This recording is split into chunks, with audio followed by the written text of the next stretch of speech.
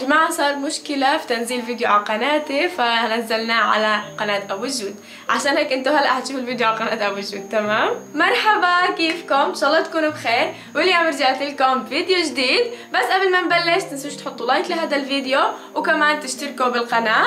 اوكي، كل عام وانتم بخير يا جماعة، وضايل للعيد كم يوم، متحمسة كتير، وان شاء الله هيك يكون عيد سعيد علينا. فقررت اليوم اعملكم مشترياتي العيد زي كل عيد زي كل سنة. فهلا راح اورجيكم شو الاشياء اللي شريتها، وتحكوا لي رايكم بكل اللبسات او الاوتفيتات على قولة ابو الجود. فمتحمسه كتير، وكمان انتوا احكوا لي شو شريتوا للعيد في الكومنتس عشان اقرا تعليقاتكم، واحكوا لي ايش كمان ايش تحكوا لي، نسيت خلص. المهم تعالوا اورجيكم، جبت انا 3 لبسات، حورجيكم لبسة وكمان تحكوا لي رأيكم. تمام؟ يلا. اوكي، حورجيكم اول لبسة هلا. طبعا اول شغلة جبت ترانش كوت هيك مختلف، هورجيكم شكله هلا. على فكرة هو بده كوي عشان حطاه بالكيس. اوكي، هاي شكله، خلينا نوقف عشان اورجيكم اياه. هذا ترانش كوت، حبيت كتير اللون، هذا اللون ما لبسته من زمان، فالعيد هذا جبت الوان مختلفة، فحبيت لونه كتير. طلعوه، هي شكله كمان من ورا، وممكن اسكره وممكن افتحه، بس انا حابه افتحه هيك على نظام قميص البسه. كمه كمان كتير حلو، طلعوه. اهم حاجه اللون، انا كتير عاجبني اللون هذا لانه ما لبسته، وله كمان حزام ممكن اسكره. فاحكوا لي رايكم فيه. خليني اورجيكم شو لبقت عليه. لبقت عليه طبعا اللي هو بيجي عليه الابيض والاسود والامور هاي الالوان، بس حبيت انه يكون اللون بيج مختلف شوية. حسيت لو لبست اسود ممكن يكون غامق، فالبيج كتير حلو. طلعوه، جبت هذا البنطلون البيج، طبعا هو واسع، شايفين كيف نظامه واسع كتير، فحبيت اللون هيك مع بعض. حسيت البيج مع النيل كتير هيك حلو ولطيف. وكمان جبت عليهم هاي الشالة. جماعة مرحلة الشالات هاي صعبة جدا جدا في السوق، كنت حابة اجيب شالة فيها اللونين هدول مع بعض، ودورت كل السوق على اساس الاقي، ما لقيت، فقررت بالاخر اجيب سادة. يعني تعبت وانا بدور على الشالات، طلع موضوع الشالات كتير متعب عشان انا دايما بلبس سادة، بدي اجيب كنت اشي هيك فيه حركة، ما لقيت، فخلص قلت ارجع لموضوعي والبس سادة. فجبت هاي الشالة على لون البنطلون هذا، هيها. وكمان جبت معهم هاي الشنطة. اوكي، هايها برضو لونها من اللون البيج، ومعها هاي، شوفوا شكلها هيك فيها حركة شوية، مش سادة، حبيتها. وكمان لون هيك لابق على اللبسة ولطيف هيك وصغيرة. أحلى إشي لما بشتري هاي مرجتها لأهلي وهيك بيحكوا لي يا ماما ليش أنت شارية شنطة صغيرة، مش هلا صار عندك بيبي؟ بقولها لا يا ماما، هاي الشنطة إلي والبيبي له شنطة تانية. فحبيت هاي معها ميدالية لونها نيلي، كسرت اللون مع الترانش كود، فهي احكوا لي رأيكم فيها. وجبت عليهم شوز هذا، كنت حابة اجيب هيك شوز فيه الوانات البيجيات بس ما لقيت، فبالاخر قررت اني اجيبه بيج سادة. كنت بدي اجيب ابيض بس حسيت الابيض هيخرب اللبسة، البيج احلى واروق، فهي شكل البيج. حبيت انه له كعب عشان هيك بحس اللبسات هاي بتكون مرفوعة احلى. هاي شكله من جنب وهي شكله من قدام، هيك بيج حاساه حيكون احلى. الابيض كان حيخرب اللبسة، مع اني انا بدي شوز ابيض بس قلت خلاص يعني، فهيك بيطلعوا مع بعض. طلعوا بس باللبس رح اورجيكم يعني كيف ببينوا اكتر. هيك الالوان، احكوا لي رايكم بالالوان مع بعض اذا حبيتوها ولا لا. انا صراحة حبيت لانه ما لبست اللونين هدول مع بعض من زمان، او ما لبستهمش اصلا، فحبيتهم كتير مع بعض. احكوا لي رايكم برضو انتو، بحب اخذ رايكم. اوكي، خلينا نخلص من هاي اللبسه نكنسل عليها ونشوف اللبسه اللي بعدها. طبعا الاوتفيت اللي بعدها على جد صار من يوم طالع بحكيش غير كلمه اوتفيت، بحكيش لبسه، فصرت زيه انا. هاي الاوتفيت جبت عبايه نظام خليجي مختلفه. بلبس دايما، صرت فترة طويلة اللي بلبس عبايات، بس هاي نظامها كلها نفس القطع فحبيتها كتير. خليني اورجيكم اياها. طبعا معها الشالة والحزام كله نفس اللون. استنوا، هيك شكلها. تعالوا اوقف عشان تشوفوا شكلها احسن. اول شغلة بيجي هاي القطعة تحت العباية، طبعا هي بتكون سادة، شايفين كيف؟ برضو من نفس لون العباية. حبيت انه العباية كلها من نفس اللون بحس بتبين خليجي اكتر. وفوقها بتيجي هاي القطعة، شايفين كيف هاي قصتها من هون، وكمها زي هيك بيجي عريض شوية. حبيت انه عليها شوية هيك خرز من هون بدل ما تكون سادة، فهيها هيك. طبعا هاي القطعة بتيجي تحتيها وبيجي معها هذا الحزام. طبعا حابة الحزام احطه انا على الفستان جوا مش على العباية برا، بزبط على التنين. ومعهم هاي الشالة الرمادي. تمام، يعني العباية كلها مع الشالة الرمادي، او حبيت انه تكون كلها لون واحد. احكوا لي رايكم فيها، حبيتوها ولا لا؟ خلينا نرجع على الثاني. بصراحة حبيت اجيب اللون الرمادي، ما لبست رماديات من زمان كله هيك مع بعض، وكمان انه كل الخليجي هيك ببين احلى في العباية. جبت عليها هاي الشنطة، حبيت اكسرها بلون مختلف. اوكي هايها، ايش هذا؟ وين جاي هذه؟ هي بتلتبس كده وكده مع بعض، بس انا بدي البسها على العباية بدون هذا الحزام. هيك تيجي شكلها، هيها مع هذا الجزدان، شايفين هاي شكلها. بس انا رح البسها على العباية بدون هذا، لانه بحس العباية ما بدها هاي الاشياء. هذا الحزام بحسه لو بدنا نلبس لبسة هيك تكون سبورت اكتر، هيك بتكون اروق مع هذا. شايفين هيك؟ شوفوا شكل، ليش انا وقفت؟ خليني قاعدة. هاي شكلها، فيها الرمادي مع اللون الاسود. فرح البس صندل اسود على العباية، بس ما اشتريت صندل اسود لسه لانه ما طلع الثاني على السوق. كنت تعبانة قلت والله ما انا طالعة بعدين بجيبه.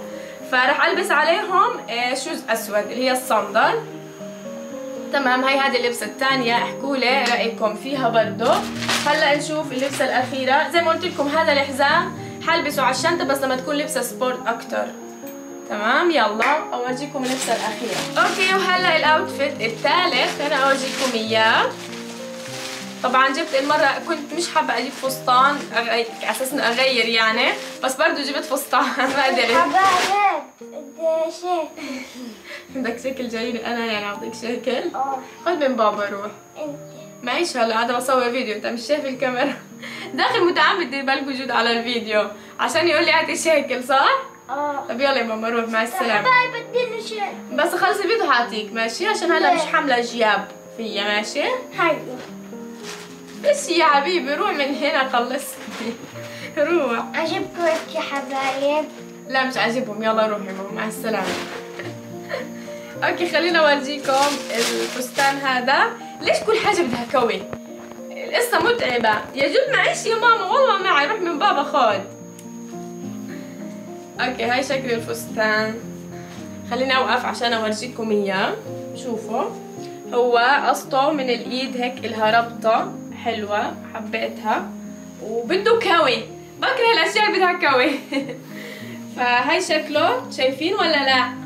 ولا ارفع اكتر؟ هاي يا جماعه هيك، ومن هون له هيك زمه، يعني طبعا هو نظامه اوفر سايز، ما بنحط له قشاط، بس يمكن احط له قشاط مش عارفه. ومن تحت هيك بيجي، شايفين؟ فحبيت اكتر اشي لونه هيك اللون البيبي بلو بقولوا عليه، الازرق البارد السماوي. حبيت كتير اللون، وحاسه قصة الفستان لذيذه هيك وناعمه. احكوا لي انتوا رايكم فيه. خلينا نشوف شو لبقت عليه. حسوا الواناتي كلها مايله للسماويات، طلعوا الازرق السماوي، هذا النيلي، الازرق الرمادي برضه. الالوان السنه هاي مختلفه. اوكي لبقت عليه هاي الشنطه، انا اورجيكم اياها. طبعا انا كنت من زمان بدي اشتري شنطه بيضة، فجبت هاي. حبيت انه فيها شفاف. طبعا هي إلها زي نظام جزدان هيك جواها، وممكن على فكرة تلتبس هيك. بحس برضو نظام الشفاف لذيذ وحلو. وهاي كمان لو رفعتها من جواها ولبستها برضو هيك، بحس انه حلو هيك نظام شفاف لذيذ ومختلف كمان، وما لبست قبل هيك اشي. فهاي شكلها. وممكن برضو هاي رجعها تاني، فالمهم يعني اللي بدي اياه بعمل. فجبتها ابيض عشان انا بدي شنطة بيضة من زمان. فاحكوا لي رايكم فيها. اوكي هيك هي. احكوا لي مين احلى، بدون الشنطة اللي جوا ولا بالشنطة هاي اللي جوا؟ ايش رايكم؟ احكوا لي عشان اخذ من ارائكم. شايفين هيك باللي جواها، وقبل شوي ورجيتكم اياها بدون اللي جواها. احكوا لي مين احلى. طبعا انا جبتها على الفستان هذا، تمام. هذا الفستان كنت حابه اكسر فيه لون زهري مثلا او فوشي او اشي زي هيك، بس المشكله عندي شنطه زهري وعندي شنطه فوشي، فحكيت خلاص لازم اشتري ابيض، وانا لو بدي لقدام البق عليه زهري او فوشي بلبق براحتي عادي. المهم الشاله، والله انه الشاله بتغلب كثير لما ما تكون ساده. انا جايبه هاي الشاله عليه ومش مقتنعه فيها ابدا ومش عجباني، بس قلت بدي اجيب شاله يعني. طلع ما لقيت انه فيها ازرق هيك سماوي زي ما بدي، مش ابدا مش لابقه. طلعه على اساس انه هذا اللون اللي هون الخفيف يكون لونه سماوي نفس الفستان، بس تطلعوا فرق شاسع بينها وبين الفستان. عمالي على فكره انتبهت، انا ما كنتش منتبهه كثير، فما بتلتبس ابدا عليه. طلع والله ما بتيجي ابدا، مش عارفه حاساها حتخرب الفستان. شكلي بالاخر حلبس شاله بيضه ساده، او البس شاله زرقاء ازرق سماوي والبس تحت الفستان قميص وادخلها جوا القميص، ممكن هيك تكون احلى. فمش عارفه، مش حلبس المهم هاي الشاله ابدا ابدا لانه مش لابقه خالص. خليها هناك مش عجباني. اوكي هذا الفستان جبت له صندل، خليني اورجيكم اياه.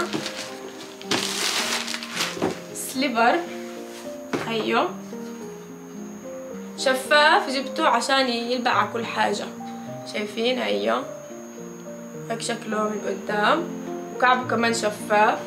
فجبته للفستان هذا الازرق، وشكلي زي ما قلت لكم حلبس شاله ازرق ساده او بيضه ساده، بس جاء بالي البس ساده ازرق والبس تحتيها قميص بيطلع كتير حلو.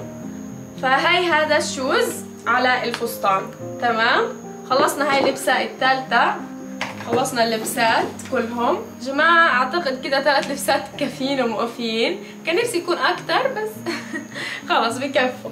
خليني اورجيكم شو الاشياء الاخيره اللي جبتها. على فكره كنت بدي اشتري كمان شبشب الي للعيد وبيجامة العيد، بس برضو ما طلعت. يعني انا حنزل كمان مرة على السوق اجيب الي بيجامة وشبشب، وحجيب لهذه العباية صندل، يعني الي نزلة تانية، بس قلت طولت عليكم لازم اصور الفيديو. جبت هدول جرابات لابد منهم من كل عيد، بتحس الناس بتشتري جرابات غير في العيد، دايما بشتري وبضيعوا. فجبت 5 جواز الي، طلعوا هيهم. وش جبت كمان؟ جبت هدول ما لهمش علاقة في لبسات العيد من برا، بروشات للشعر في البيت يعني. هيهم حبيت شكلهم لذيذين. وجبت كمان هدول الخواتم، شوفوا هذا الخاتم مع هذا للبسة النيلي، تعالوا شوفوا شكلهم. هيهم هذا فراشة لونه بيج، وهذا في اللون النيلي من الترانش كوت نفسه. شايفين حلوين لذيذين حبيتهم. وكمان هذا على اساس انه للفستان الازرق بس ما بيجي، شايفين لونه مختلف، بس شكلي يمكن البسه هون بيجي اكتر، ما بيجي هون ابدا. وفي هذا كمان على شكل عين لذيذ حبيته، هي شكله. هدول الخواتم اللي جبتها. وفي كمان هذا لون ازرق، يا رب يجي على الفستان. هيو بس برضه ما بيجي. شو هذا اللون اللي جايباه؟ طلع برضه جبت هذا الخاتم على اساس يكون ازرق بيلبق على الفستان، برضه زرقه مختلف ابدا، يعني بعيد كثير عنه. هذا فستان غلبني كثير يا جماعه، ندمت اني شريته. جبت هدول اخر اشي استنوا اورجيكم اياهم. خواتم ذهبي وفضي هيك عاديين التبسوا على اللبسات. مثلا هذا الذهبي حلبس منهم للبسة النيلة، والفضي هدول حلبس منهم للعباية مع الفستان. يعني كل لبسة وإلها خواتم مختلفة. بس هاي كل ايش هاد خلصوا مشترياتي. ليش حساهم قلال مع انهم كتار هم. زي ما قلت لكم حنزل على السوق تاني واكمل شوية اشياء، وحاشتري بيت للجوال جديد، وحاشتري نظارة، يعني ضايل لي شوية مكملات حاشتريها. فبس هاي كانت مشترياتي. احكوا لي رأيكم فيها، واحكوا لي شو أكتر لبسة حبيتوها، الترنش كوت ولا العباية ولا الفستان. وبس. واحكوا لي كمان انتوا شو لبساتكم، مين شرت زي الواني، فاهمين؟ اذا شريتوا زي الواني هدول احكوا لي. وبس هيك خلص فيديو اليوم، متنسوش تعملوا لايك وتشتركوا بالقناه، وعيد سعيد عليكم ان شاء الله، وبحبكم كتير. سلام.